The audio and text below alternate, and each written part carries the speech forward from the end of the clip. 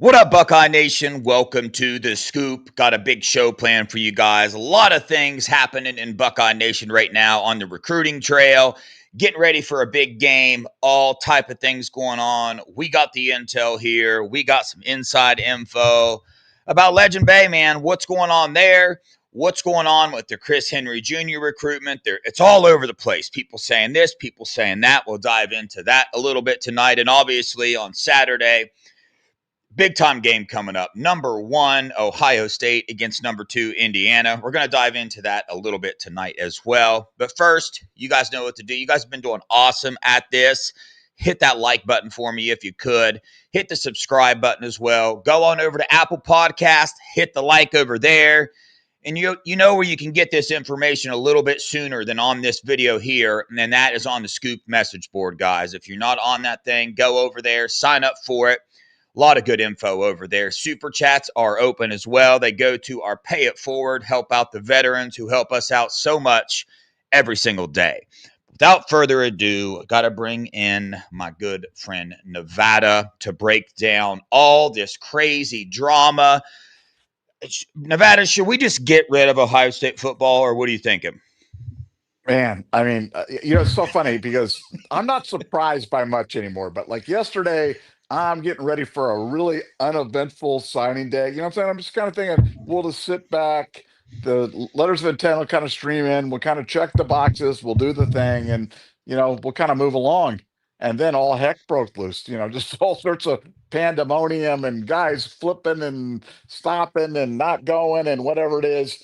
But I gotta say and in your intro, we didn't cover it, but I wanted to, Jaquadian Guilford coming to the Buckeyes. That's big get right there in the midst of all this craziness. But of all the crazy stories that we've had so far this time, I gotta say the Legend Bay one is the most crazy. It's the absolute most crazy, and it's one of those stories that you kind of hear. We've seen these situations before with other kids at other schools. I've seen moms walk out from signing day things to like walk off the set when the kid picked another thing or whatever it is. But yeah, you've got a picture up right there. That's Legend Bay's thing for his signing day at his school. And I said yesterday, he was dressed up like the love child of Buckeye guy and Big Nut. You know what I'm saying? So he's head to toe in Ohio State stuff, got his Ohio State thing, Ohio State colors, Ohio State thing, and then his mom won't sign the paperwork. There seems to be a little bit of controversy right now as to whether or not I got it from some pretty credible people that he actually signed the paperwork to Ohio State, and that his mom contacted Ohio State and asked him to rescind the letter of intent from Ohio State. And I think that's what happened. I think Ohio State is like, look, we don't want anybody to be here who doesn't want to be here. So they rescinded it.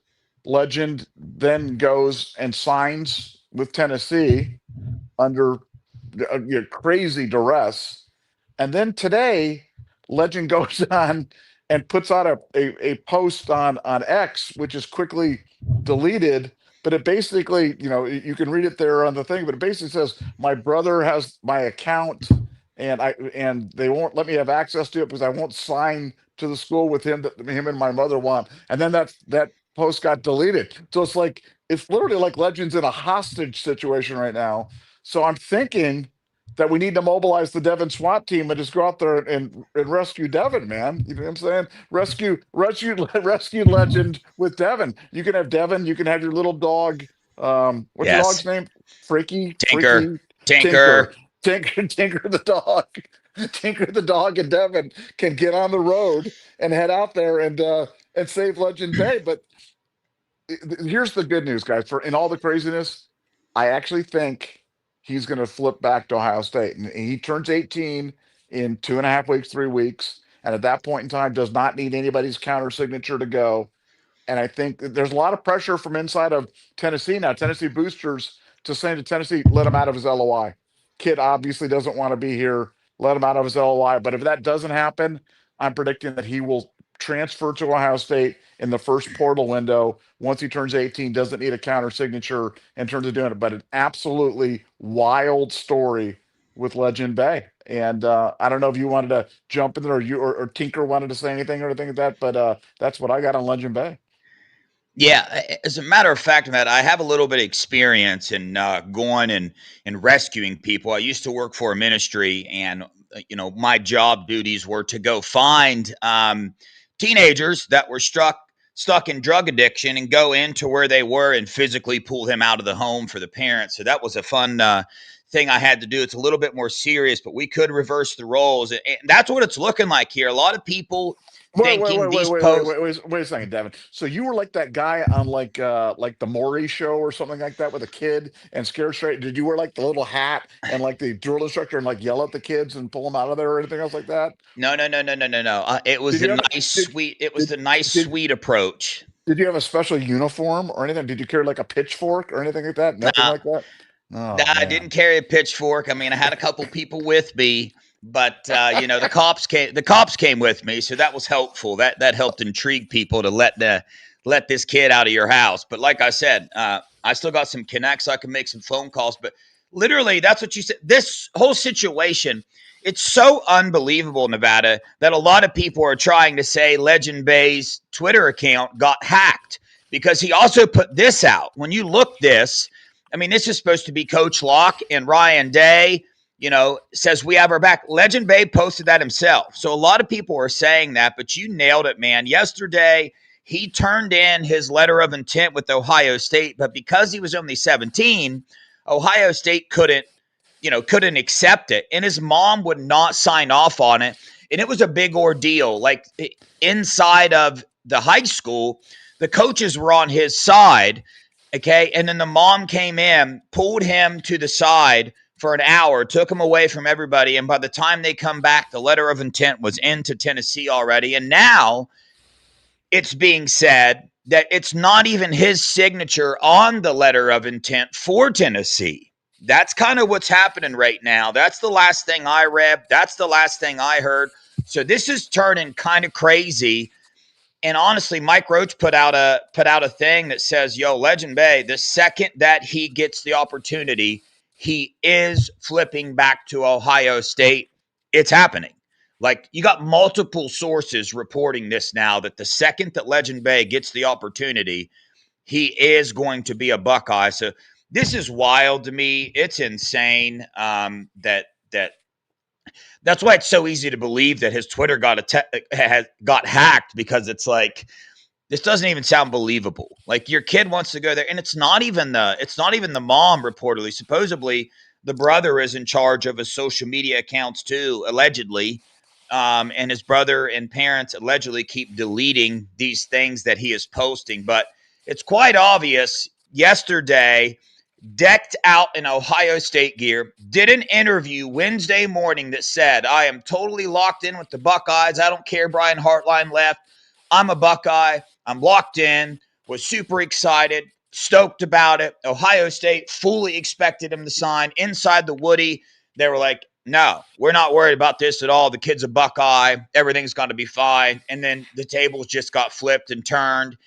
And now we're here where it's looking like he's going to go against what his mom and his family once done because I've always been curious how Tennessee gets some of these recruits that they get. And we know some shenanigans go on behind the scenes that Ohio State will not be a part of.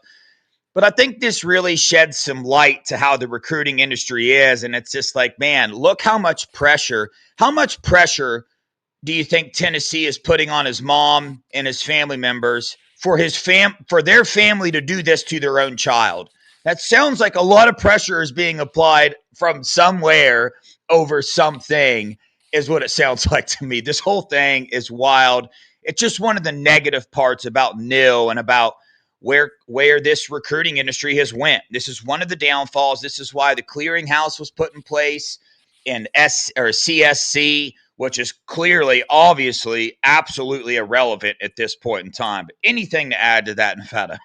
Well, a couple things. One, we're Sports Talk Jay when we need him, man. We need to get the Tennessee insiders' perspective on this one.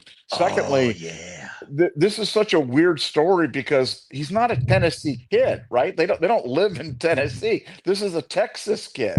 So the fact that I mean, you almost not saying I understand it, but it would be more understandable if he was like a Tennessee kid and the mom wanted to stay home and then the hometown team but like they live in Texas. So I've heard a lot of rumors. I don't want to repeat unsubstantiated rumors about the mom being offered stuff by Tennessee, but that's what it sounds like. I mean, I just I don't understand how it could be, any other way in terms of, this diehard commitment to a school that she's got no connection to. They're not from there. And like I said, I find the whole situation just absolutely bizarre. Having said that, I do believe that, as you mentioned, I think this one's got a happy ending. I think he ends up as a Buckeye.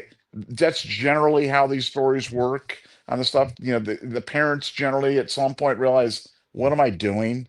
Why am I pushing my kid to go somewhere? Especially when it's not like she's picking, this grade A school and Ohio State's a dump, or Ohio State's a terror. I mean, Ohio State is the gold standard for all of college football programs right now. And just a crazy story. But I do believe Legend Bay ends up and I'd be excited about that because I want to see him. I want to see how they utilize his talents as a Buckeye. I want to see him, in the uniform as a running back, as a quarterback, whatever they want to do with them. But right now, it's just one of the weirdest stories of the 2025 thing. Maybe one of the weirdest stories I've had in the past 10 years. But we'll have to see where it ends up. Stay tuned, and we'll have more for you. Yeah, and it's even crazy, Nevada, to say that this is only one of the crazy stories that we have to talk about here. We have another kind of unprecedented thing where Brian Hartline leaves National Signing Day morning, okay, and is trying to get a hold of recruits at 3 a.m. in the morning to let them know.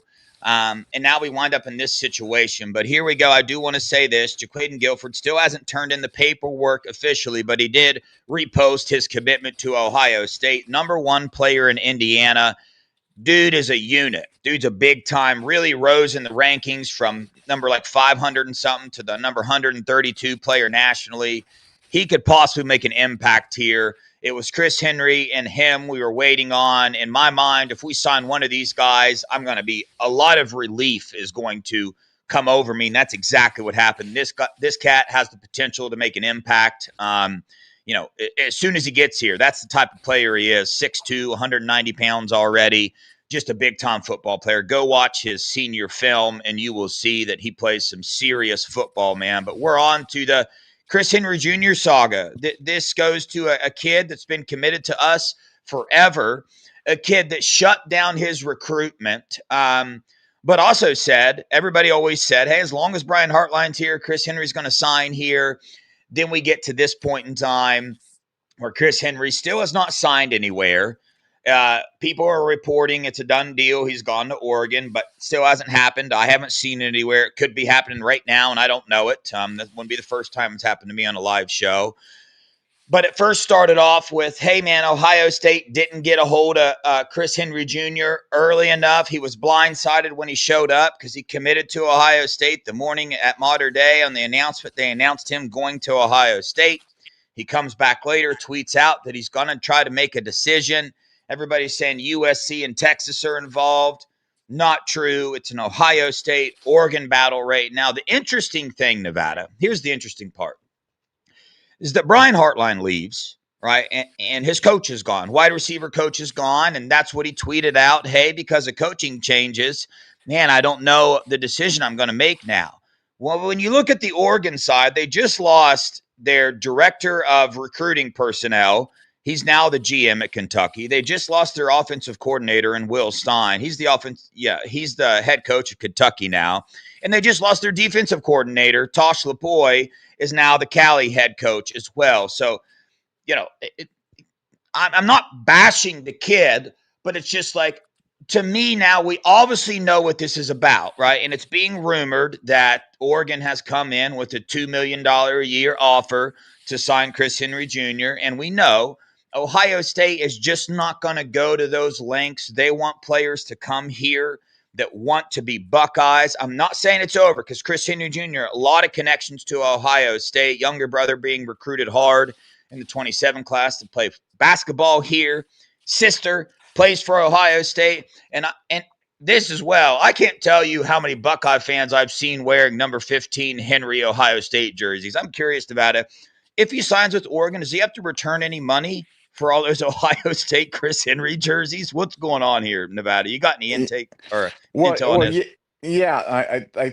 I think this is one of those situations that it seems like it's slipped away. Now, like as you said, I don't think it's done yet, but it seems like it's pretty much done in terms of him going in. I agree with you. I was kind of in the boat of if you lose Guilford and Chris Henry, that's really bad. If you lose one of them, it's bad. Not gonna, but it's not the end of days. And the one thing I put out a post this morning, and I believe this from the bottom of my heart, based upon information I'm getting from Ohio State, information I'm getting from the agent community. Ohio State has made a commitment that if they don't get Chris Henry Jr., who they promised early playing time to, they are aggressively going to redeploy that money into the portal. So it was only about whether or not they spent the money on Chris Henry or put the money in the portal. And you think about their portal pitch right now to any kid that's the wide receiver in the portal, Chaz Coleman, Nick Marsh, whatever it might be. You go to them and say, look, you're going to be thrown to by Julian Sain. On the other side of the field from you is going to be JJ Smith, who's going to take all the double teams, and you're going to be singled up.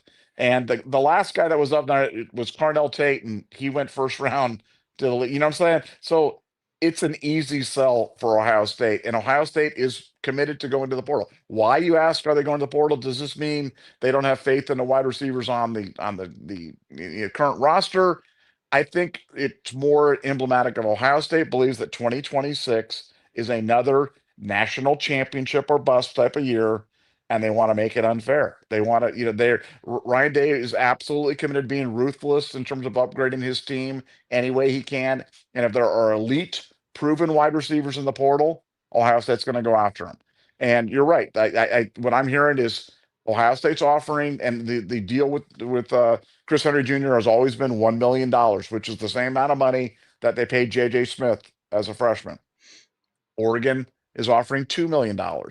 And what I'm hearing from the Chris Henry side is, yeah, Oregon's had some upheaval, Ohio State's had some upheaval, so that makes it about even. We're even on the upheaval side, but 2 million is greater than 1 million, and it's so much greater, especially for a kid who's had a torn ACL, that it's going to tip the scale. So we'll see if that ultimately goes. I've always thought there was a lot of reasons that Chris Henry Jr. Pulling him back to Ohio State, but do I really fault somebody for taking $2 million over $1 million?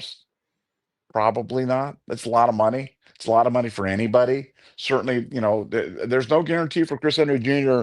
that he turns out to be great. I mean, he could turn out to be the next Julian Fleming, or he could turn out to be the next Marvin Harrison Jr., or he could turn out to be. You just don't know where he's going to fall, on the spectrum. But I do know that Ohio State is committed that if that money is not spent on Chris Henry Jr., it's going to be deployed in the portal aggressively to bring in a experienced, proven wide receiver. And for at least for 2026, that's a good trade for Ohio State. Now, beyond that, maybe Chris Henry Jr. goes on to become Megatron and the greatest wide receiver that we've ever seen. And, and we all are sad for a couple of years. But in terms of 2026, a proven kid's going to come in and be way better than any incoming freshman. So I'm okay with where we're at. No one kid's going to sink my mood about beating Michigan last weekend, being number one in the country, being the defending national champions, being on a 16-game winning streak. Uh, I'm just not that bothered by it, and I'm much more encouraged by Ohio State's willingness to go into the portal and reallocate the money. That actually excites me. Yeah, a couple things here, man. It's like I understand that this stings. I understand that it hurts. Chris Henry Jr., originally from Ohio, we know his story, we know his background, or not original. I don't know, originally from Ohio. I'm not sure about that, but obviously played high school football in Ohio, transferred to Mater Dei. He's been committed here for quite some time. Comes out, shuts his recruitment down, even after all these flipping stories are coming about. Con 3 and making up stuff at time. Well, I mean, a blind squirrel finds a nut every once in a while. Brian Hartline leaves, and he actually is going to flip, possibly. So I get that it hurts as Ohio State fans, but here's the truth. This does not affect us right now. And also, it doesn't affect us for next year. Have you guys paid attention to what has happened in college football this year? Look at all the changes, man. Look at all the coaching changes. Look at all this. And look at the past of Ohio State. I mean, we have Julian Sayin as our quarterback. That happened in 1 week, guys. That was a 1 week transition. The week before, we expected we had Air Nolan. We were questioning, hey, what are we going to do at the quarterback position? A lot of faith in Air Nolan. And then the very next week, we have the number one quarterback in Julian Sayin on our roster, right? So there's give and take in today's era with Nil and the transfer portal and all that. We have no idea. Jim Knowles leaves last year. Everybody freaks out. What are we going to do? We had the number one defense in the nation. Well, guess what? We upgraded. We have a better defense now, as Juliet Pettijohn so gladly pointed out to us on X yesterday. Shout out to her as well for that reminder. So, Nevada, you talk about this a lot too. I mean, the truth is we're worrying about something that's really going to affect the team 2 years down the road. Okay, that's just the truth of the matter. You look at the roster right now. We get Jeremiah Smith next year. Quincy Porter, Mylan Graham's on this roster. Brandon Ennis probably going to come back. I mean, there's all these things. You just never know. There's plenty of opportunity for the Buckeyes. The Buckeyes are going to be fine. But trust me, I'm with you on the sting of this. In Nevada, I also say this. A lot of people, I made a post on Twitter, and a lot of people were like, the Buckeyes need to start playing this money game. And this is the best way I can explain this to you guys. If you love the culture in the brotherhood that is Ohio State, then you can only that you can't have both sides of this. There's a reason why the culture in the brotherhood is the way it is, because we avoid scenarios where you convince a recruit to sign to you because of money. Because if a recruit is ultimately going to commit to a school because of the bigger bag, and I'm not saying that's bad, I'm not faulting them. Everybody has their own opinion. I do have my opinion on that, but that's not what this is about. What this is about is if somebody can be bought to come to you, then they can be bought to go away from you. And why do you think Ohio State didn't have any transfers out of the spring portal? That's another reason why this brotherhood is so close. Everybody stayed. Everybody stayed because the Buckeyes bring in people that come here for the brotherhood, for the culture, for the Block O, for the development. Money is on their list. I'm not saying the Buckeyes don't play. We just told you they're offering them $1 million, but they do not want players that are coming strictly for the money. Caleb Downs didn't. J.J. Smith didn't. Look at the type of players they are. The best defensive player in the nation and the best offensive player in the nation did not go to their school because they chose money. So if you're a fan that wants the Buckeyes to fork up $2 million for Chris Henry Jr., then here is the truth. You can throw that culture and that brotherhood away because it just brings a certain dynamic. I want you guys to think about this. DeCorian Moore, the number one receiver in last year's class, playing for Oregon this year, doing quite well.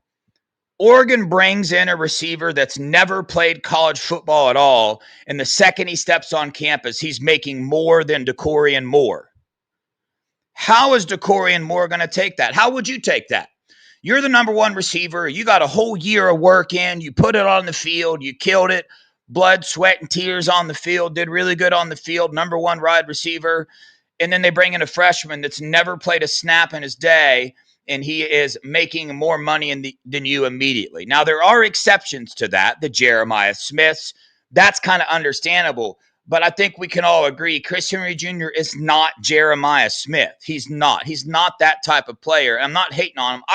I am very sad if we don't land him. Dude has the opportunity to be elite with his size and stuff. So there's a lot that goes into this. I understand the sting that occurs, but listen, man, we love watching these Buckeyes because of how close they play, the culture, all these things. The Buckeyes have a strategy, man, and that strategy of having players come here for the development, for the brotherhood, for the culture is what has this team doing what they're doing right now. The number one team in the nation, about to play in the Big Ten title, favorites to win the national title, and then going on the next year too. So many things can change. We will be all right. Nevada, you got anything to add to that before we kind of move on? Because we got something big going on another huge thing with this Big Ten title game, and this has kind of stolen that thunder a little bit, even for me. I've been thinking about this, all these sagas going on with recruiting, and our Buckeyes are about to play the number 2 team in the nation for the first time ever. Both Big Ten teams, 1 and 2, undefeated, first time ever playing. Well, yeah, and they released the all Big Ten. They did the defense yesterday, did the offense today. Um, you know, Fernando Mendoza over Julian Sain for quarterback, Mendoza for player of the year. No Buckeyes on the first team offensive line. Carter Smith, the big local kid that wanted to come back to Ohio State as offensive lineman of the year. I mean, look, there's a lot of motivation around. You always wonder. Your motivation's where you find it. And with Ohio State coming into the Big Ten championship game on Saturday, I think the all Big Ten team, you know, over whatever you want to call them, I think has provided some fuel for Ohio State because on both sides of the ball, they're talking about, wow, our offensive line really got disrespected. Our quarterback got really disrespected, and I think they want to set that right on Saturday. And I really do believe that's going to be one of the storylines in the game. I think Ohio State's going to be playing that game with a big time chip in their shoulders, or regarding these what happened today with the all Big Ten teams. And so yeah, no, big game. Um, this is why, and this is my last time I'm going to say it, but I'm gonna have to say it one more time. I wish Heartline had just done this on Sunday. I wish Heartline had just done this on Sunday. And for the crowd that's going to come in with the holier than thou, well, no, Brian just wanted to be 100% transparent and honest. I'll remind you that if we're to believe Ryan Day and Brian Hartline were surprised that this leaked yesterday, right? That was what was said. So implicit in that is they didn't want it to come out yesterday. So how transparent and honest were they really being? They didn't want it to come out yesterday. They came clean once it came out, and then they had to deal with damage assessment. But like, I just wish that this had just been. I wish that Brian had said to South Florida, "Look, I'm interested, but this week is crazy. We've got National Signing Day. We've got the Big Ten championship game. I don't think it's fair to my current team to really pay to do this right now. Can we just let's talk Sunday?" And I think South Florida would have waited. I think South Florida would have waited that way. And Helping Technician had a great nugget up today on our message board talking about the change of heart in Brian Hartline. Now Brian Hartline had gone around and made a big deal about how his agent had turned down Penn State, not even wanting to have a conversation with them, and that seemed to indicate that he wanted to be here for the long term. And Brian has seemed to have gotten the indication from Ryan that Ryan's tenure here may be longer here than we thought, and that Ryan may not be, Ryan's only 48 years old. So if Ryan wants to stay here another 10 years or 15 years, maybe Brian Hartline's like, look, I don't want to stay here that long, and now I'm going to start looking for jobs. And South Florida came, and Brian played down there with the Dolphins. He's kind of a brand down there. That's where he gets a lot of his kids from South Florida Express. So that job became attractive to him. So there's a lot of different things going on here. I just wish it had been done Sunday because I agree. I feel a little robbed of the excitement of the Big Ten championship game, the 1 versus 2, the biggest, postseason Big Ten championship game in Big Ten history for sure. Certainly for in Ohio State as well. And I wish that we didn't have to be dealing with all this, but we are. So you know, this is Dude, where we are, and these are the cards that have been dealt us, and let's go. I just can't help but agree with you, man. I mean, honestly, I wanted to like process through this stuff before that, but when you dive into this, right, in today's recruiting world, I mean, right, you got the crowd that wants Ohio State to not follow the rules and not follow the CSC and the clearinghouse rules and all that. Well, if you're in that crowd, okay, then you can't be in the crowd that says, no, I'm glad Ryan Day, or I'm glad uh, um, Coach Hart was honest about what he did here, man. Dude, this is a dog eat dog world, man. And I agree. Horrible timing. Even if USF is the one that leaked it, it's like man, there was ways for Brian to avoid that. And I love Coach Hartline, what he's done for this program. Absolutely amazing. It does suck, dude, that this is how he leaves.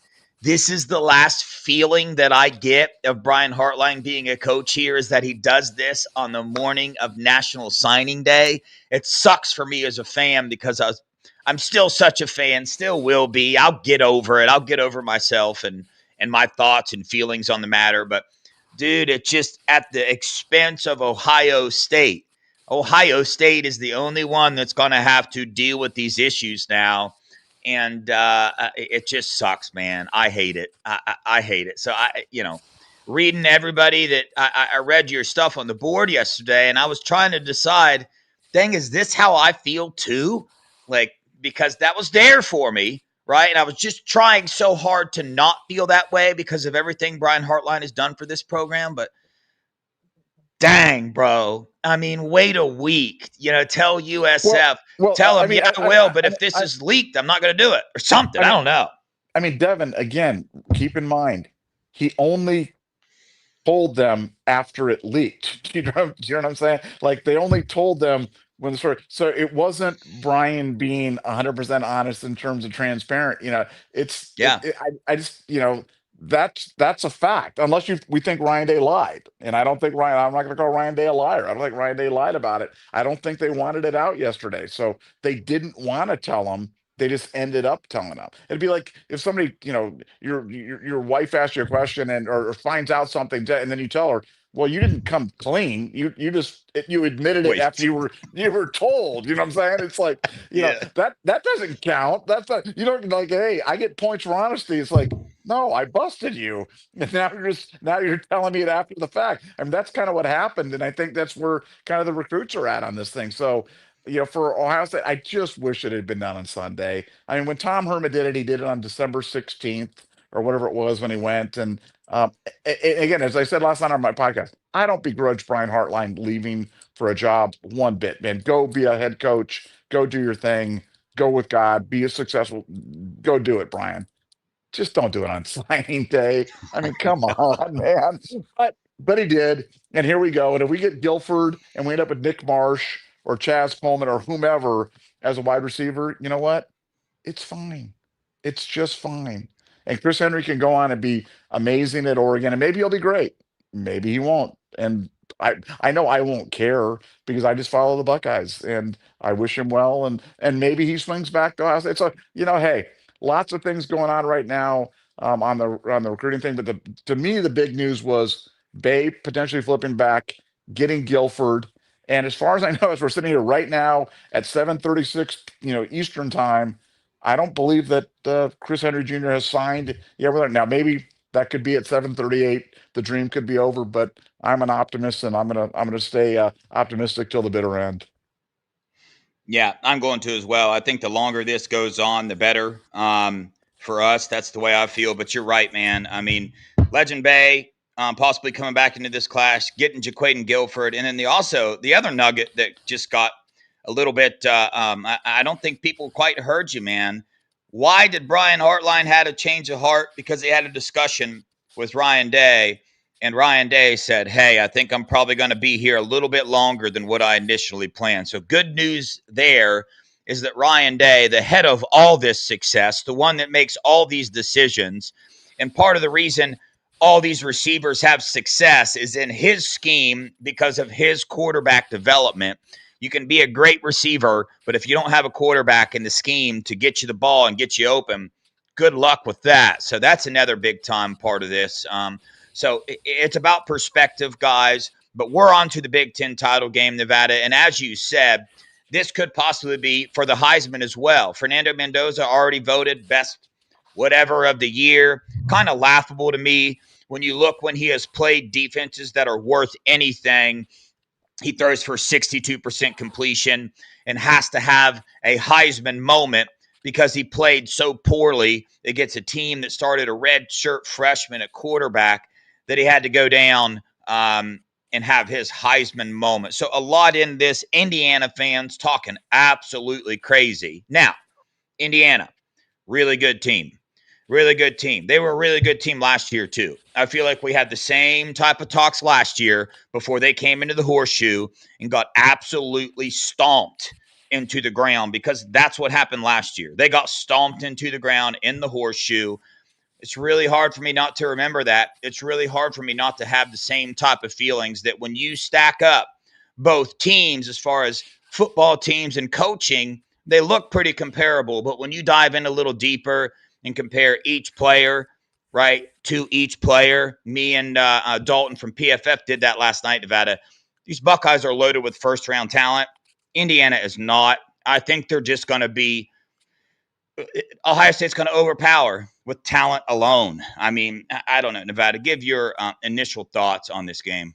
Yeah, no, I think from doing a pretty deep dive film review, talking to really smart people and talking to people inside the program, I don't think the game needs to be close. I really don't think the game needs. I don't think there's no need for this to be a one score game, win on a field goal, whatever. I mean, we're better than Indiana at almost every position on the field, and I think we're gonna play. Our approach is fast and loose, because the good news is it doesn't really matter. You know what I'm saying? Win, lose. Do I want to win? Of course I do. I want to win for the seniors. I want it for the team to win the Big Ten title, for saying to win the Heisman, to have the number one seed, blah blah, all those things. But if you lose the game, you may have an easier path to the final. You don't know, in the way that the brackets are drawn up. You don't know if the three seed's going to be an easier seed, easier path, or the two seed or what. But we're going to have a first round bye regardless, and we're going in. And I think we're in a situation where it's like, it's a crazy opportunity for Ohio State to play our best football with no fear, with absolutely no fear, with absolutely no consideration about what's the worst that can happen if we lose, or and I think that's, we've talked about Ryan Day, the new Ryan Day, the new fearless Ryan Day, and we saw a little bit at Michigan. I think we're going to see a fully operational Battlestar on Saturday with Ohio State. And I think these gaffes by the Big Ten, in terms of the all Big Ten team, have just added a little bit of extra spice to this game. And I think Ohio State's going to lay it on Indiana on Saturday night. I really do. I think talent matters. I think coaching matters. And I think Julian Saint's much better than Fernando Mendoza. And I think you're going to see that on Saturday night. Yeah, I love it, man. I love that you're keeping this saying. This game doesn't have to be close. I love that. We got to get that put on a shirt with a Scoop logo or something. Real fast, guys. Got to give a shout out to you guys. Number one, take a little break here. Hit that like button if you haven't already. Hit the subscribe button as well. Go over to Apple Podcast. There are currently 6,100 people watching us right now across YouTube and Twitter. I really appreciate everybody watching. And appreciate your guys' support, man. Fan show ran by fans for fans. We love this, guys. We love everybody being in here. We try to bring you guys the most up to date information that we receive, and that's what we're doing, right? So for those of you guys watching, Legend Bay probably flipping back to the Buckeyes. Signed Jaquaden Guilford today, and Chris Henry Jr. still has not officially signed anywhere. We're diving into the Indiana game right now, and as Nevada so eloquently put, this game does not have to be close. Nevada, they were talking about, for me, when I look at this game, when you remember last year's game, what is the thing you remember from last year's game? Like if you were to break down a game and talk about, hey, what's the number one reason why Ohio State dominated that game? What would you say last year? What one thing in particular helped us to win the game last year the way we did? Well, I think we win the game either way. I think the reason the game became lopsided was special teams. When their punter dropped the punt, and Caden Curry came in there, and then they got the punt off, and Caleb Downs returned it into the house for the touchdown. Those obviously broke it open. But the fact that our defense just completely throttled that offense, 'cause I thought that offense last year was really good, and I liked their quarterback Rourke, and I thought they would have some success against our defense, and they really didn't. And let me tell you what, our defense is better this year. Our defense is better this year. So, if you're going to attack the Ohio State defense, and you're going to attack those monsters in the middle, I think defense has always played from the inside out, and we go Caden McDonald, Sonny Styles, Reese, and Downs right down the middle. I think that's a tough out for anybody right there. And I think it's crazy that Ohio State is, in a position that they have improved on defense, averaging 7.75 points per game, after losing eight starters. And that's absolutely incredible. I follow Ohio State for a living. I would have bet big money that there was no way that we improved upon last year's defensive. How you can't lose your front four on defense and Cody Simon and Lathan Ransom and Denzel Burke and Jordan Hancock and get better. You just can't. It's impossible. And we did. So I think our defense is historically good, and I think that's going to be the story of the game on Saturday night. Is in a historically good defense that shuts down Indiana, throttles them, and then reminds them why the Buckeyes are number one, and they're a good little program, and I respect Indiana, but they don't have the talent of Ohio State, and I think we're going to see that on Saturday night. Yeah, this kind of ties into the recruiting thing a little bit too, because Buckeye fans, do you remember everybody freaking out about this defensive line and talking about, oh my gosh, we don't have the depth, we don't have the pieces, we just lost all our starters to the NFL. What are we going to do on the defensive line? We got to go get tackles, we got to go get defensive ends in the portal. Well, we did that, and none of them are starters. None of any of them that we got out of the portal that last year are starters. Tywan Malone, Edric Houston, K-Mac, Kenyatta Jackson, Caden Curry, and oh, by the way, CJ Hicks is available for this game as well, which is um, another big time development. But it goes into that, man. Like you look at us freaking out in the moment over recruiting, over decisions, and now you fast forward to now, this defensive line is better than last year's defensive line. And Nevada, I asked you that question because to me, last year, our defensive line, we had 5 sacks against them last year. We did not give their quarterback any amount of time to run their offense. This year's Indiana team really big on RPOs, right? When they played Oregon, when they played Penn State, when they played Iowa, the run part of that RPO was shut down, right? And when you run RPOs, you want to try to find the weak link in the defense. Well, it's Ohio State defense. There is no weak link. We're number 2 at rushing defense in the nation. We're the number 1 passing defense in the nation.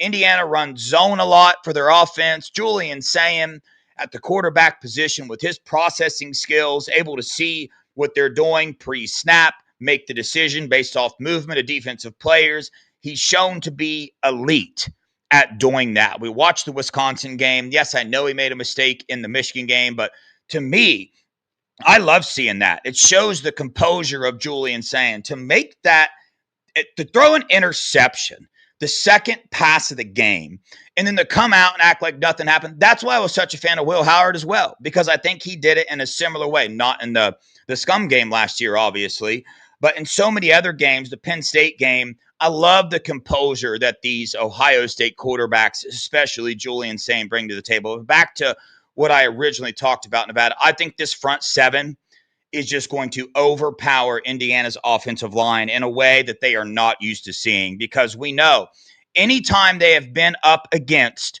a top 25 defense in the nation this year, Nevada, there's only been one time when they averaged rushing for over 3 yards per carry.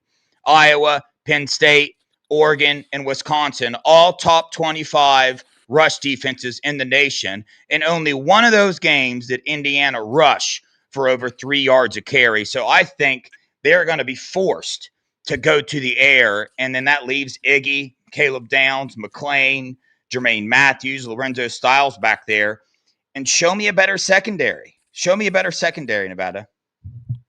Well, no, I think it's a great story. I mean, I think for Ohio State, the RPO only works if you have a run option. If you take away the run, then it becomes less effective in terms of what you're doing. And I think Ohio State's so stout against the run. I mean, look against Michigan, we gave up 3 runs for 20, whatever it was, but we pretty much shut their running game down. And then at that point they were done. Now Mendoza can throw a lot better than Underwood, for sure. But I mean that's a pretty low bar. But I think for Ohio State, The game's going to be won on the defensive side of the ball. And then Julian saying, like, as much as I love Will Howard, and I love Will Howard, there is no bigger fan of Will Howard as a person and a player on the planet, not even including his parents, than Nevada Black. But Julian's better. Julian's just better. Julian's better. Julian might be the best quarterback that I've ever seen in college. I'm just telling you, like, and I'm not saying the best freshman quarterback. I'm not saying the best quarterback at Ohio State. I'm saying the best quarterback that I've ever seen play college football.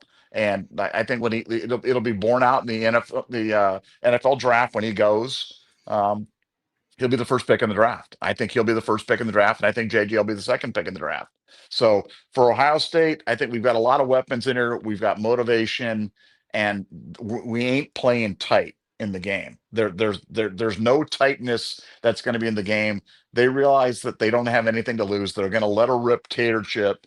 And I think that's going to be bad news for Indiana on Saturday night. I really do. I'll have my score prediction tomorrow on BuckeyeScoop.com. So you want to come over there and check it out. I'll put exactly how I think this game's going to go. And if you've been following my score predictions this year, you know I've been pretty darn accurate 12 weeks in a row in terms of doing this. I think I got a pretty good handle on this game as well. Matt, I got a question for you, man. You said Fernando Mendoza won the player of the year in the Big Ten and also quarterback of the year in the Big Ten. Is that accurate? That is accurate. So you mean to tell me an Ohio State quarterback can break the all time completion percentage record in all of college football, all time ever, of all quarterbacks that have ever played?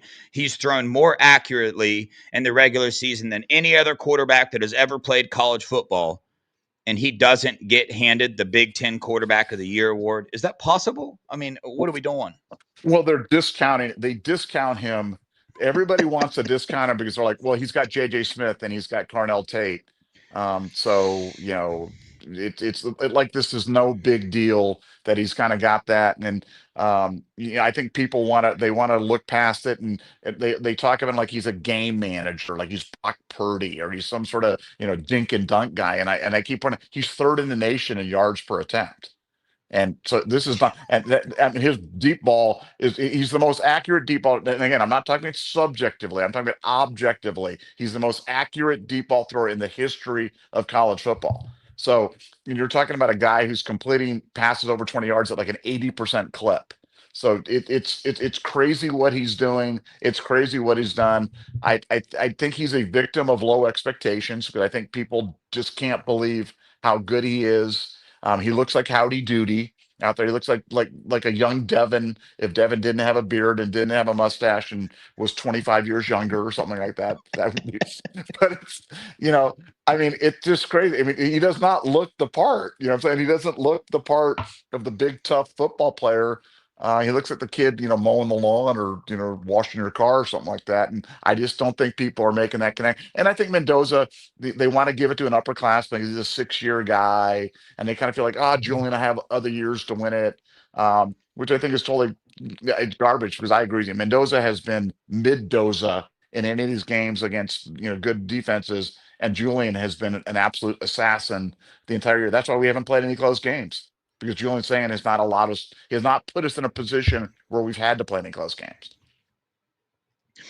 I know. It's wild, man. These awards don't mean much. Luckily, I mean, Ohio State, people talk about, man, are we worried this Brian Hartline thing is going to be a distraction, is whatnot? Well, we've learned one thing about Ryan Day, man. He has went on an absolute terror in getting this team ready to play football. So I'm not concerned about those distractions. I'm not concerned about anything else.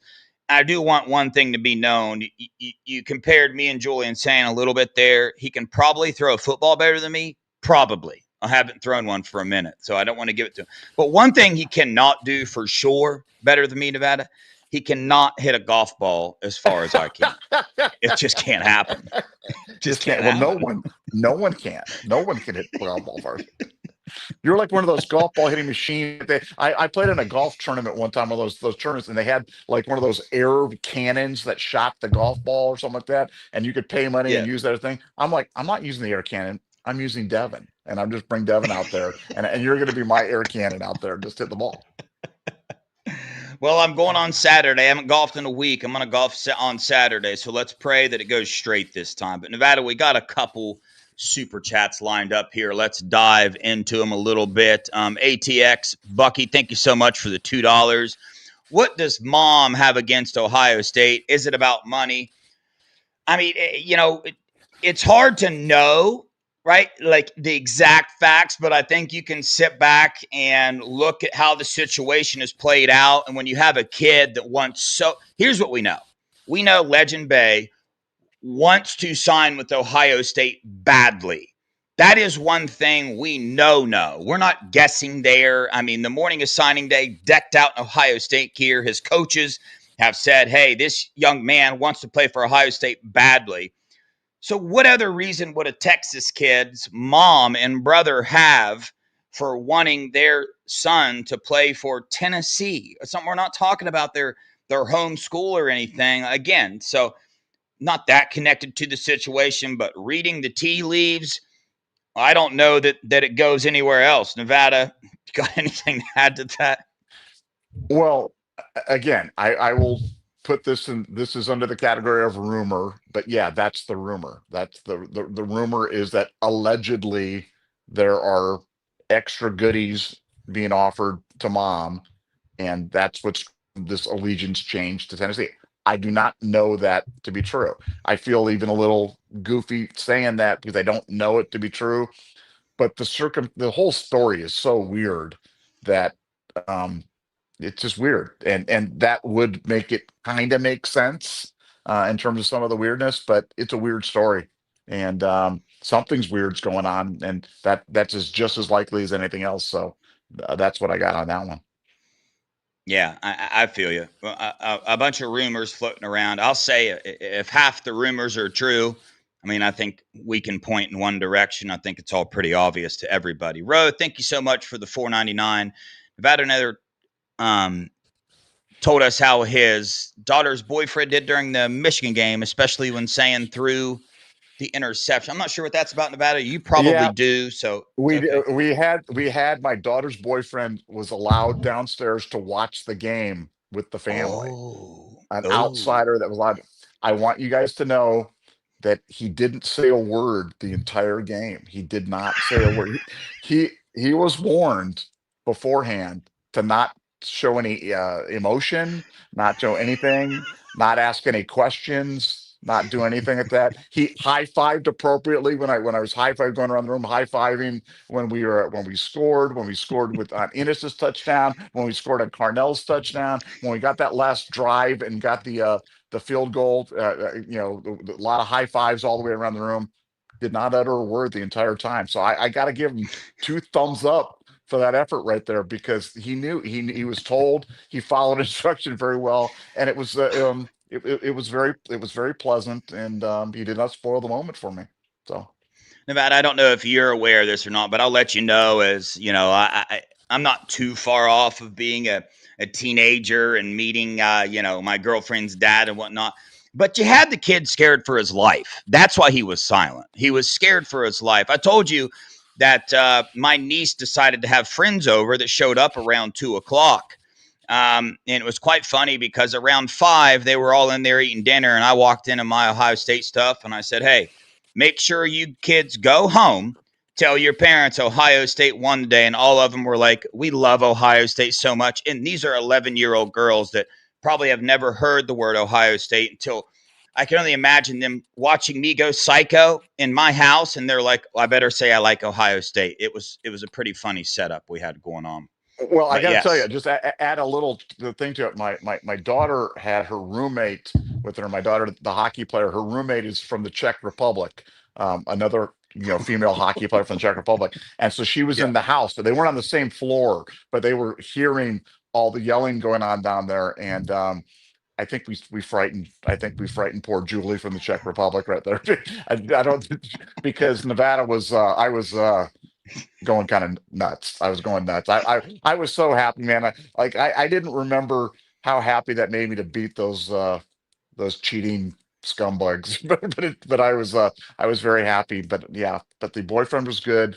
The roommate was frightened, and all's right in the world. Yeah. On that note, real fast, Nevada, Michigan came out with a statement saying that they had nothing to do with the communications going off. And matter of Oh fact, yeah. their staff really helped them. It's the funniest thing in the world because you see other shows and other people reporting, look, Michigan didn't cheat, they didn't do anything. It's just like, man, do I even need to go in why? The fact that you believe that right there makes you probably one of the most ignorant people on the face of this earth. Yeah, let's give Michigan the benefit of the doubt and believe a statement that they say. They're going to come out and say, oh, yeah, yeah, yeah. It was us. We purposely cut their power off. I mean, get yourself together. You got anything to add to that? Yeah, I mean that was like, I mean, look, that was one of the all-time great nuggets. You know, you had first brought that up. We had confirmed that that was something that was a concern before the game. So you guys can check. We have the receipts, man. This was all before the game. We did a podcast on it before the game, so we knew that that was a concern. That was an item, and then lo and behold, Michigan falls behind, and it happens. Like that's not a coincidence. That's not a coincidence. That's not a cosmic accident. That was absolutely the fact that Ryan Day was so concerned about it that they had wristband system, sideline call system. They had the whole thing kind of set up, and then Michigan did it.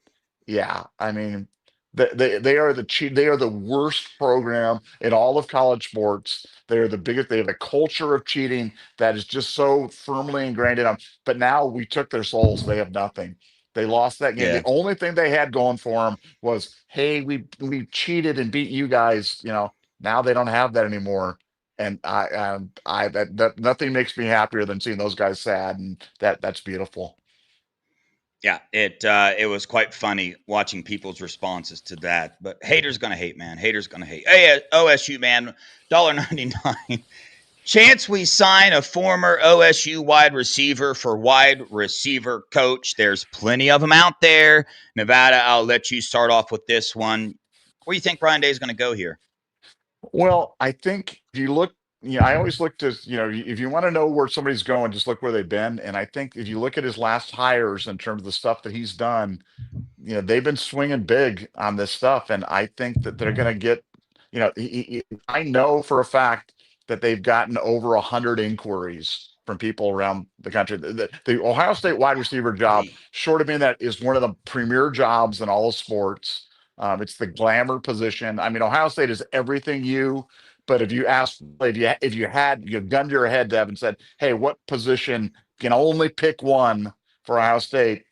You got to go wide receiver with the success of the Ohio State wide receivers in the NFL right now. So you're talking about a premier job, so much interest. I think the challenge for Ryan is to find.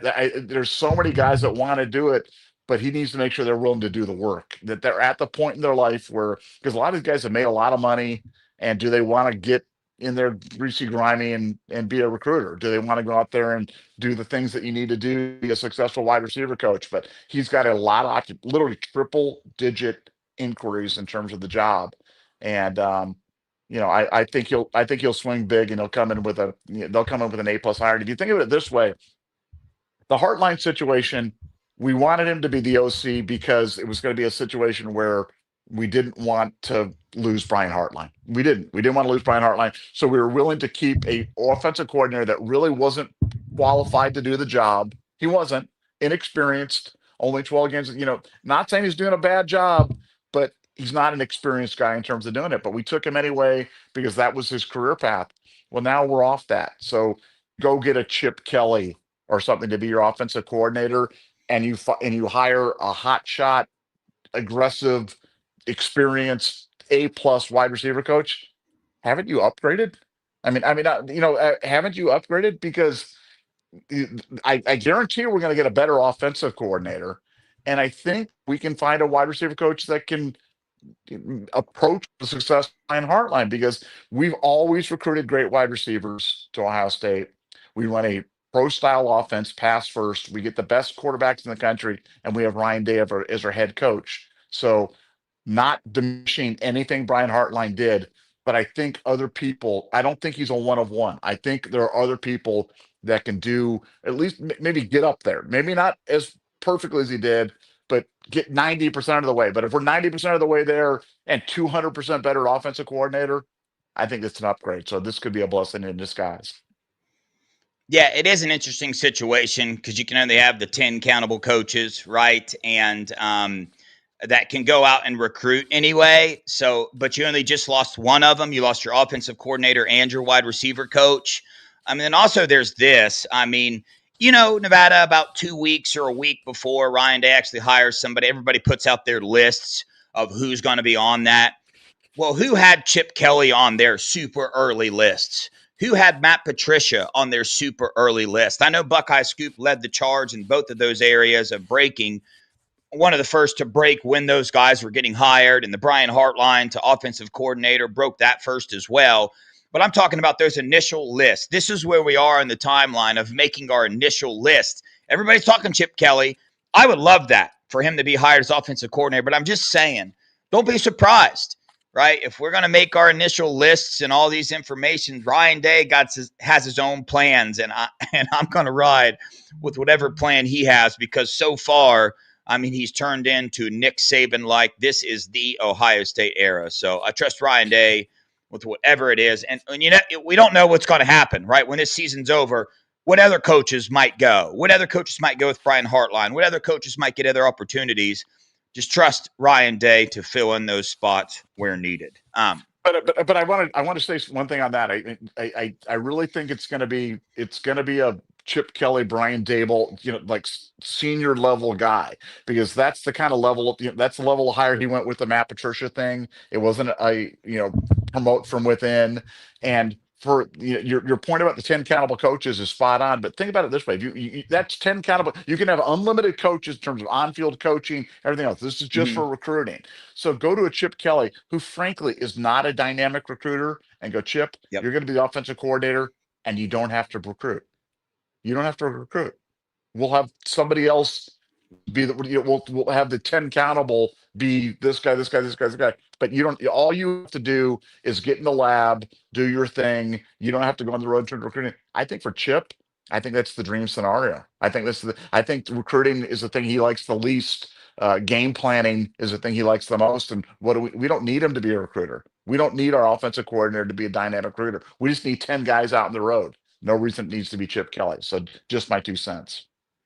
Yeah, no, I like that thought there. I mean, yeah, the NCAA changing that rule about the on-field coaching, it does bring that up. It's not like Chip Kelly. I heard of one trip he went on, and it was just because he went back out to Cali for a recruiting trip, saw a quarterback that we didn't even recruit. So yeah, Chip Kelly's not going to be on the road recruiting, and he will gladly say, "Yes, I don't need to be one of the 10 countable coaches." Ro, thank you so much for the 4.99.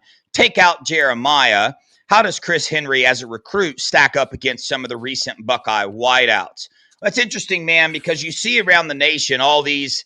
Chris Henry, 6'6, 200 pounds, big, tall wide receiver here. And it's really hard, right, at that height, that length, to turn yourself into a dynamic wide receiver recruit. So, I mean, it's hard to stack up there physically with people, but if you're talking about as of right now, as a prospect, I would probably put him where Carnell Tate was as a prospect. But that's just me personally. I don't think he's at the Jeremiah Smith. No, I know he's not at the Jeremiah Smith level yet. He's the Quincy Porter. We got Quincy Porter on the roster. That's where he is at now. We'll see what he develops into. But if you ask me, he's kind of a Carnell Tate or a Quincy Porter when they got brought in. He's for sure a top 10 wide receiver in this class, top five. I think he's the number one prospect, quite frankly. But a lot depends on the development when you come in the program. What are you going to do then, Nevada? Well, yeah, I mean, I posed this question before, but I think I actually I want to pat myself on the back. I think it's a good one. If Jeremiah Smith had gone to Florida State, like there was a lot of rumors about him going to Florida State, and would he be Jeremiah Smith right now? Would he be the same player, the same regard, the same development? I don't think he would. I No, just don't think he would. So I think with Chris Henry Jr., I think it really depends on where he goes, how he does it. You're talking about a guy that's had an ACL injury. He is a big guy, because he's so big, not overly fast. He's a 4'6" guy, you know what I'm saying? Like that. He's not a burner, but he is big and creates all sorts of matchup problems, from that standpoint. I think it's going to be all about development. Does he turn out to be Ben Victor? You know what I'm saying? Or does he turn out to be Marvin Harrison Jr.? I don't know where he's fall in terms of that. I think he's got an NFL pedigree and stuff. I think with the right tutelage and the right development, I think he could be really good. But going to Oregon, he'd be the first Oregon wide receiver that has done that. With Ohio State, he'd be like number 50. So, maybe he's going to go blaze a trail there. And if he does, I wish him well in every game other than when he's playing against us. But um, I don't know. I think he's a real, big upside or big bust, type of guy. And I think a lot of it's going to have to come down to health related. Does he have another injury, and how does that, how does that potentially derail him if it does happen? Yeah, Ohio State in the last century has put in 17 wide receivers in the top three um, rounds of the NFL draft. Oregon, one. Iowa Buck, Yeah, wait, yeah. yeah, So that's enough to say about. I don't think you need to say anything else. Iowa Buck, thank you so much for the $1.99.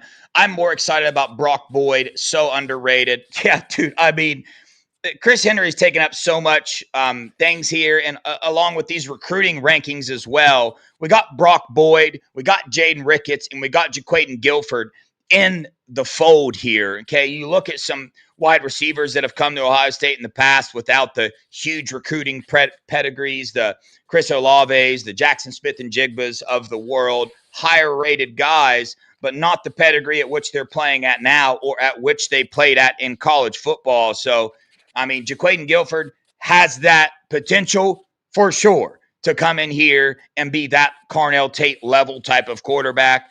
And quite frankly, so does Brock Boyd. I have read so many articles that aren't written from some random YouTuber or some Twitter account saying Brock Boyd is the best wide receiver prospect they've seen come out of Texas in a long time. And you can argue that perspective based, all those things. It's all different opinions, but man, we're all caught up in possibly losing Chris Henry Jr. and losing Caden Dixon Wyatt. We signed Brock Boyd, who was an absolute animal, broke every wide receiving record at his high school we possibly could, and is a diehard Buckeye. Like, have you seen his Twitter account, what he's doing? And Jaquaden Guilford, the number one player in Indiana, who went absolutely dumb stupid in his senior year, looked unstoppable, and Jaden Ricketts, who is a 10-5 type of speed dude. Not playing a bunch of receiver. He's more of your developmental type, but he's got the speed to turn into a real dude. Nevada. Yeah, Nevada. no, I mean, Okay, there it look, is. Brock. No, no, no, Brock Boyd. Uh, like I said, I know people down South Lake Carroll that like he's the best wide receiver to ever come out of here, and the Dragons have had some great wide receivers down there, had some great football players on, so they know a little bit about football down there. They say he's the best wide receiver to ever come out of there. So I am certainly not betting against a kid like that. The one thing I've learned from recruiting is you never know who the gems are going to be, and that goes for just about everybody. The 5-star kids you can never put them in there, and 3-star kids you can never count out. You just don't know. But Brock Boyd, yeah, you're looking for an underrated, guy that has the potential to be a superstar. It's Brock Boyd. Big time speed, great tactician, great route runner, unbelievable hands, fearless. I love everything about the kid, so I can't wait to see him in Scarlet and Gray. Yeah, I couldn't agree with you more. Geo, what up, Geo? Appreciate you joining the show tonight, brother. Thanks for the $5. At Oregon, Decorian Moore will be wide receiver 1 in 2026. He'll also be fighting Jeremiah McClain for wide receiver 2. His QB, Dante Moore, is projected in the 2026 NFL draft. Yeah, man, you take a step back, you take out, I mean, we have the advantage as far as losing coaches. They've lost 3 integral parts of their program. We've lost 1. But I mean, that's not what this, it's not looking like what the decision is going to be based on. Me and Nevada covered that already. If one team's offering $1 million and one offering $2 million, it's okay to say that is their right, their decision to say, yeah, we're choosing the bigger bag. Like everybody avoids saying that. Everybody avoids talking about it like it's a horrible thing. I get why people talk about it in that way. Do I think that is why you should base your decision? No, I don't agree with it. But if I was put in that situation, if most of us are put in that situation, is it not your own right to make that decision on your own? It, in fact, is. So, listen, I mean, we can all talk about Brian Hartline and his development, how good he was, but Ohio State's been putting out top NFL prospects for a long time. Why? It's because of the culture that's there, the competitive nature. Mick Mariotti in the weight room is a huge part of that. He is still there. We've been the winningest program in college football in the last 25 years because of that, man. Yes, Brian Hartline was good at recruiting, bringing in elite talent. But, dude, this is Ohio State. We will still put out first round draft picks. So it's just going to happen. Jeremiah Smith is not going to fall off a cliff because Brian Hartline left. Quincy Porter is still going to turn into an absolute dog because of the way Ryan Day runs this program and the way he runs the offense and quarterbacks schematically. Nevada. I don't think it's the $2 million. I think it's God's plan. God's plan. I prayed about. I prayed about it, and that's like, hey, Well, hey man. sometimes that I works mean, for us. Guilford hey, prayed about it and came back to Ohio State. hey, Hausman prayed about it, and God told not to play in the game, but God's plan. hey, man, hey, man, hey, yeah, Amen. it is what it Amen. is, dude. Ro, thank you so much for the 499. Yeah, that whole $1 million will throw a wrench in anybody's plan. Anybody's plan. Okay, like, yeah, good luck to that one. Ro, thank you so much for the 499. Dev, great show at the PFF guy in Indiana. I hope you do more for the playoff run so we know our opponents. The plan is to do one for every single opponent. Shout out Dalton Wasserman on PFF. Go follow them on YouTube. Follow him on Twitter, the whole 9 yards. He has been an amazing addition to our shows here on Scoop and the Buckeye Boys. Absolutely amazing addition. Matt, I don't know if you watch that show or not, but dude went deep into every position group, put it out. I'll tell you this, Dalton gave a slight advantage to Indiana in two positions, the running back and the cornerback position for Indiana. But he said you could go either way there, but every other position was an emphatic Ohio State has the advantage. Anything to add to that? Yeah, I did watch the show and it was great. Like I said, I love stuff like that. I love analytic stuff, and even if you don't agree with it, it gives you stuff, good stuff to think about. And yeah, terrific shows, and looking forward to hearing them in the future. Gio, thanks for the $5. Who's to say Chris Henry Jr. would have come in and beat out Quincy Porter anyway? Quincy Porter is a talented wide receiver with a year in our system in our strength and conditioning program. Gio, spot on there. Absolutely. I don't think he would. Quincy Porter was the number 3 wide receiver in the 2025 class. The dude is 6'5, 220 pounds, and he's got some playing time this year. We've got a little bit of taste of it. He's elite. I believe Quincy Porter is going to be starting next year. And yeah, you're right. Chris Henry Jr. will be hard pressed to beat him out of that lineup. Nevada. Yeah, you look, you just never know. There's nothing guaranteed, and that's why you can't break the bank culturally. You can't, break the bank financially. There's all sorts of reasons why you don't want to throw money at unproven. I mean, you can throw money, but there's risk attached to it. And if when you're talking about $2 million, man, you better be right on that. And I think Ohio State made the right decision, at least in terms of holding the line on that. And I think that's why our culture is so darn good. Yeah, survived the hunt. Thanks so much for the 499. Lott officially signed with Oregon. I just checked that. He did. Does this give us hope for Chris Henry? Go Bucks, Nevada.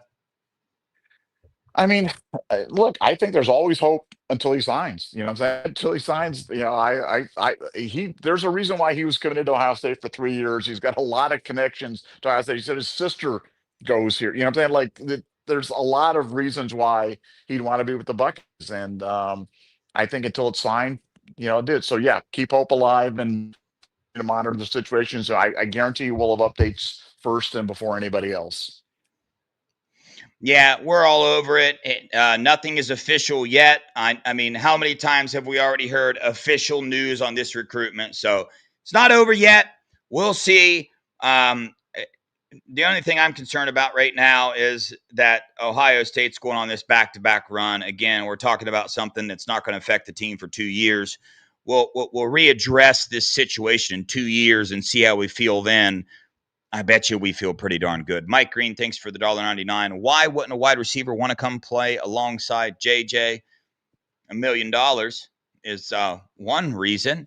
Other than that, I can't think of another single reason. Nevada brought up God's plan. That's one you can throw in there. Nevada, you got anything else to God, add to God's plan? God's plan.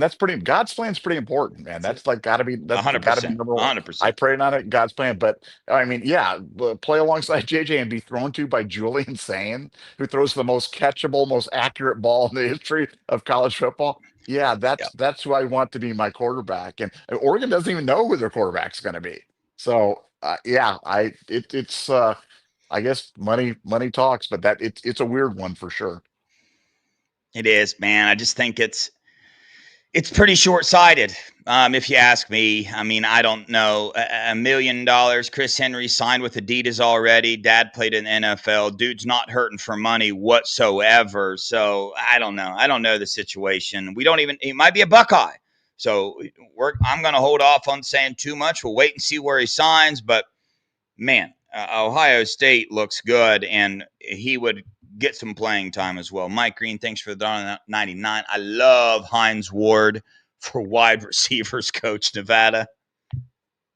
I mean, Heinz Ward is one of my favorite players of all time. You know, one of the smartest players to ever play the game. So yeah, yeah, sign me up for that. If you get Heinz Ward, yeah, I'll take him as my wide receiver coach anytime. Ernie Gonzalez, thanks so much for the $1.99. Couldn't Day go after Shanahan, OH? Yeah, he could. He can kind of go after whoever he wants. He got Matt Patricia, and Nevada already told you over 100 inquiries. So we'll wait and see. Let this thing play out. I do promise you this. If you want to find out before anybody else in the country who Day is going to replace him with, go sign up for the Buckeye Scoop message board. It's not a sales tactic. It's just a fact. Before I ever worked here, I was a fan, and I promise you, I was subscribed to every site you can name, and it was Buckeye Scoop every time before anybody else. It just is what it is. If you want the news first before anybody, go do it. It's not that expensive. What is it, like 10 cents a day, Nevada? What is it? It's way more. It's 30 cents a day. It's 30 cents a day for Oh, the yeah, then amount of never yeah. mind. Don't do it. Yeah, that's it. 30 cents, but 10 cents I'm in. 30 cents. It's 30 cents a day. Yeah, the money that you find like underneath your table or something like that for the price of a slice of cheese on your thing. Yeah. Here we go. Greg's, what's up, brother? Appreciate you in the chat every night. This is the final super chat of the night. Thank you so much for the $5. Dev, there's brand new report by Will Fong. Will Fong never misses anything. Dude, spot on with everything he says. That's sarcasm. But that Ryan Day is now in constant contact with Chris Henry. Greg's, I don't know who this Chris is, but I'm going to look into him, Henry Jr. I reposted on Twitter. We'll dive into that. As me and Nevada have stated multiple times throughout the show, this thing ain't over. It's not over. Chris Henry, a lot of connections to Ohio State, and he's already got, I don't know how many Ohio State Buckeyes signed jerseys out there that he's sold already. So this thing ain't over, man. Not that Wilfong's the place to go for your information, but he does get some things right from time to time. But this thing, it's just not over at all. It's not over. Yeah, I mean, Ohio State feels like they're still in it, and as long as you got a chip in a chair, and the guy hasn't signed with somebody else, look, there's a reason why he committed to Ohio State 3 years ago. He wants to say yes to Ohio State. I think Ohio State just wants to give him the reasons to say yes, and I think if they give him the reasons, they still could get his signature on a paper. So stay tuned. I mean, shout out to Chris Henry Jr. for hearing Ohio State out, taking his time, because you got to remember this coaching staff is also trying to prepare for a Big Ten title game in the playoffs. Can you imagine Coach Day in this coaching staff right now? Nevada? Look what Coach Day has went through in the past 2 years. How does the dude still have any black hair on his? How does he not have a full gray head of hair already? It amazes me, bro. That would be. I'd lose my crap. We are blessed to have Ryan Day as our head coach. We might want to remember that and keep that on our minds. But anyway, guys, thank you so much for joining the show tonight. Packed full between Twitter and everything else. There's 23,000 people that have watched the show tonight. So appreciate you guys so much for joining us. Stay tuned for more shows to come out. We'll be breaking down Indiana and Ohio State tomorrow. Somebody will be on here doing that. And then the Big Ten title game post-game show will be on here promptly to cover that as well. Nevada, any final thoughts for Buckeye Nation? Keep an eye on Legend Bay. Keep an eye on the Chris Henry Jr. Commitment. That story's not been written yet, and we'll have it breaking it at BuckeyeScoop.com. And we just appreciate you being here tonight. So thank you guys all for listening. Yeah, appreciate you guys. Love you guys. Keep your heads up, man. Big Ten title game. We'll worry about 2 years from now when 2 years from now gets here. But Saturday is close, man. Buckeyes on the back-to-back run right now. So get excited. Turn your focus and attention towards that. Head on over to Buckeye Scoop to get the information the fastest. On that note, appreciate you guys. Love you guys. Go Buckeyes. OH. IO.